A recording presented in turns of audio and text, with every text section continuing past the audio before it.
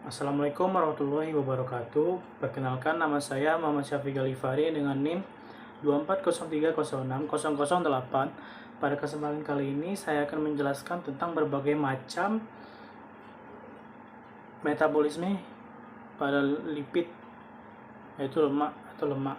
Baiklah, yang pertama itu adalah proses pencernaan, penyerapan, dan transport lemak. Pencernaan lemak itu tuh utamanya berlangsung di dalam intestinum tenue atau usus halus. Pada bagian ini, makanan yang mengandung lemak akan disalurkan ke bagian awal usus halus, yaitu duodenum. Hati yang menghasilkan garam empedu akan memberikan garam empedunya ke usus halus untuk mencerna lemak menjadi butiran-butiran kecil agar lebih mudah dicerna. Dan enzim lipase dari pankreas akan disalurkan juga ke usus halus untuk mengubah lemak menjadi asam lemak dan juga monogliserida, sehingga pada reaksi ini akan menghasilkan misel. Misel ini berfungsi untuk mengangkut lemak yang sudah dicerna tadi menuju ke sel epitel usus. Di dalam sel epitel usus, monogliserida dan asam lemak akan digabung menjadi trigliserida. Kemudian trigliserida ini akan membentuk kilomikron bersama dengan kolesterol dan juga protein. Kemudian kilomikron ini akan ditransportasikan menuju ke pembuluh limfa. Setelah dari pembuluh limfa akan disalurkan lagi ke pembuluh darah. Di pembuluh darah ini terdapat enzim, yaitu enzim lipoprotein lipase yang mengubah lemak menjadi butiran-butiran kecil untuk dicerna, yang digunakan untuk energi dalam tubuh dan juga menyimpan cadangan energi atau cadangan lemak. Kemudian yang kedua itu adalah proses beta oksidasi atau sintesis beta oksidasi. Pada bagian ini, beta oksidasi ini adalah proses pemutusan rantai asam lemak yang berantai panjang untuk menghasilkan energi.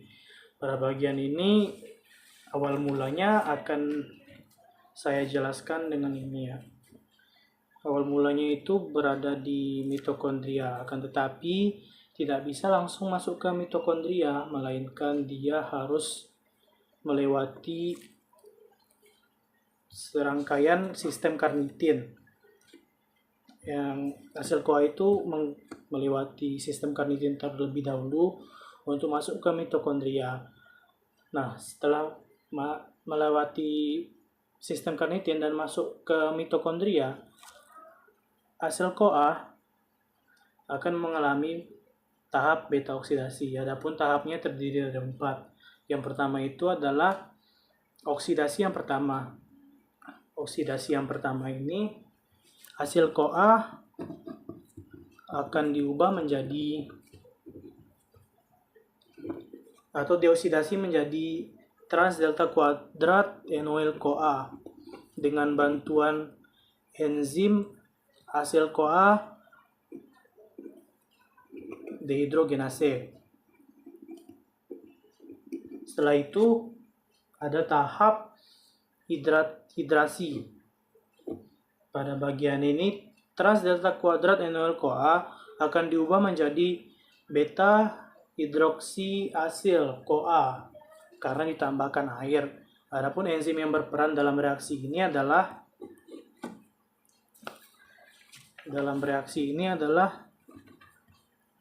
NOL CoA dehidratase.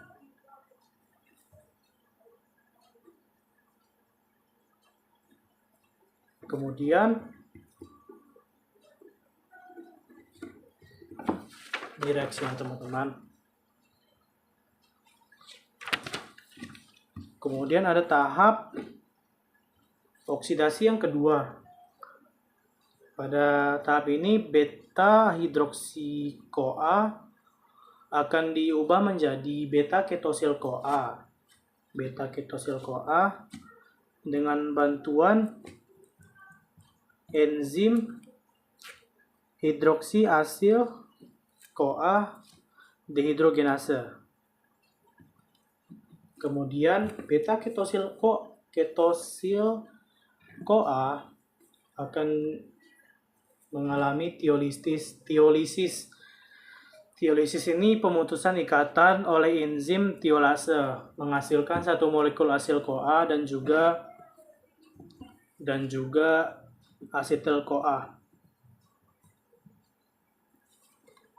Adapun hasil akhirnya adalah asil CoA, asetil CoA, dan juga FADH dan NADH2. Kemudian siklus ini berulang-ulang ya teman-teman. Yang kedua ini adalah sintesis asam lemak. Sintesis asam lemak dimulai di mitokondria di mana asetil CoA terbentuk. Setelah itu hasil CoA tidak dapat dibawa keluar sehingga dikonversi menjadi sitrat di sitoplasma. Kemudian di sitoplasma sitrat akan diubah menjadi asetil CoA kembali oleh enzim sitrat liase. Kemudian asetil CoA akan diubah menjadi malonyl CoA dengan bantuan enzim asetil CoA dekarboksilase. Kemudian selanjutnya asetil CoA dan malonyl CoA akan dikaitkan dengan protein pembawa asil atau ACP. Dan kemudian malonyl ACP akan melaksanakan proses sintesis asam lemak yang terjadi di kompleks enzim fatty acid sintase ACP.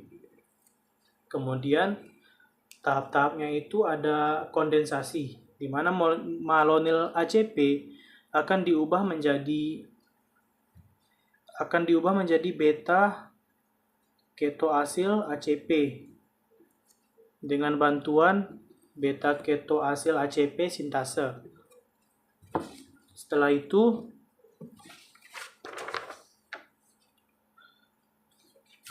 beta ketoasil ACP akan mengalami reduksi sehingga menghasilkan beta hidroksi asil ACP dengan bantuan beta ketoasil ACP reduktase. Dari hidroksi asil ACP akan diubah lagi menjadi trans-enoil ACP dengan bantuan enzim hidroksi asil dehidratase. Di sini terjadi dehidrasi ya teman-teman, proses dehidrasi. Setelah itu kemudian direduksi lagi sehingga menghasilkan trans-enoil ACP lagi akan direduksi lagi sehingga menghasilkan asil ACP. Siklus ini berulang-ulang hingga karbon 16 yaitu asam palmitat. Kemudian lanjut ke sintesis sintesis trigliserol terlebih dahulu, triasil gliserida.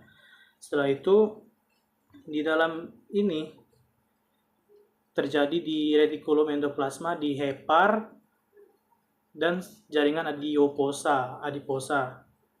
Kemudian produk awalnya itu gliserol 3-fosfat. Dan setelah itu gliserol 3-fosfat ini akan ditambahkan atau bereaksi dengan satu molekul asil CoA sehingga menghasilkan lisofosfatidat dengan bantuan enzim gliserol 3-fosfat asil transferase. Setelah itu lisofosfatidat akan diubah lagi menjadi fosfatidat dan bereaksi dengan asil CoA, satu molekul asil CoA, dan dengan menggunakan enzim 1 asil gliserol 3 fosfat asil transferase. Setelah itu fosfatidat akan kehilangan gugus fosfatnya dengan bantuan enzim fosfatidic acid fosfatase dan menghasilkan diasil gliserol. Diasil gliserol ini akan bereaksi dengan satu molekul asil CoA lagi membentuk triasil gliserida yang merupakan produk akhir sintesis triasil gliserida. Setelah itu masuk ke sintesis fosfolipid. Sintesis fosfolipid ini sama hasilnya dengan ini, dengan sintesis triasil gliserida tadi. Akan tetapi fosfatidat ini akan mengalami 2 jalur yang berbeda. Yang pertama itu jalur Kennedy. Jalur Kennedy ini fosfatidat akan kehilangan gugus fosfatnya dan menghasilkan diasil gliserol. Kemudian 2 zat yaitu kolin dan juga etanolamin akan diaktifkan. Tapi akan saya jelaskan satunya saja yaitu kolin. Ya, kolin ini akan berubah menjadi fosfokolin dengan bantuan kolin kinasa. Setelah itu diubah lagi menjadi CDP citidin fosfat kolin dengan bantuan enzim fosfokolin fosfatase citidil transferase. Kemudian CDP kolin ini akan diubah lagi akan digabungkan dengan diasil gliserida tadi menjadi fosfatidilkolin. Kemudian di satu jalurnya lagi fosfatidin akan bereaksi dengan tiga jenis produk, yaitu gliserol 3 fosfat, inositol, dan serin, tergantung dengan enzim yang bekerja. Selanjutnya ada sintesis kolesterol dan juga sintesis steroid. Sintesis kolesterol akan terjadi di sitosol dengan 2 molekul asil CoA, asetil CoA akan bergabung menghasilkan asetil CoA dengan bantuan enzim asetil CoA sintase. Setelah itu masuk lagi 1 molekul asil CoA sehingga menghasilkan hidroksimetilglutaril CoA dengan bantuan hidroksimetilglutaril CoA sintase. Setelah itu HMG CoA akan diubah menjadi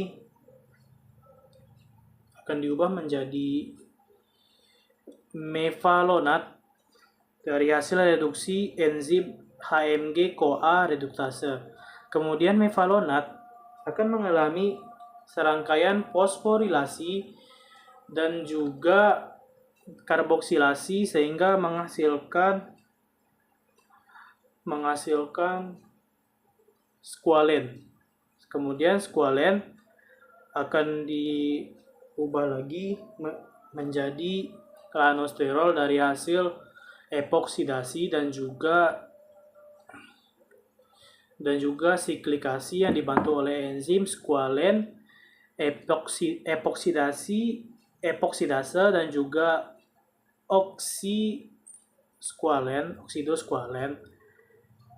oksidosqualen siklase. Setelah itu lanosterol akan mengalami serangkaian proses seperti isomerasi, reduksi, dan juga pemutusan ikatan rangkap sehingga menghasilkan produk akhir dari sintesis ini yaitu kolesterol. Kemudian lanjut ke sintesis steroid. Sintesis steroid ini akan bermula dari produk awal kolesterol tadi. Kolesterol ini akan diubah menjadi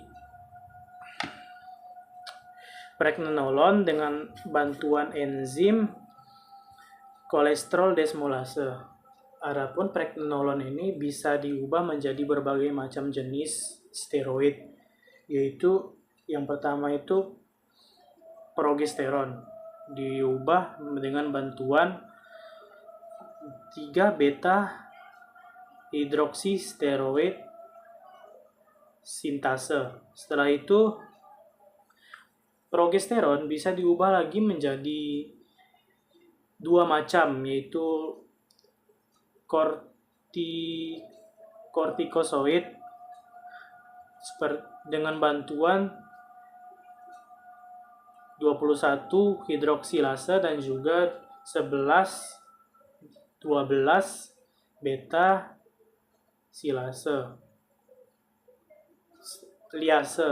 Kemudian yang kedua itu ada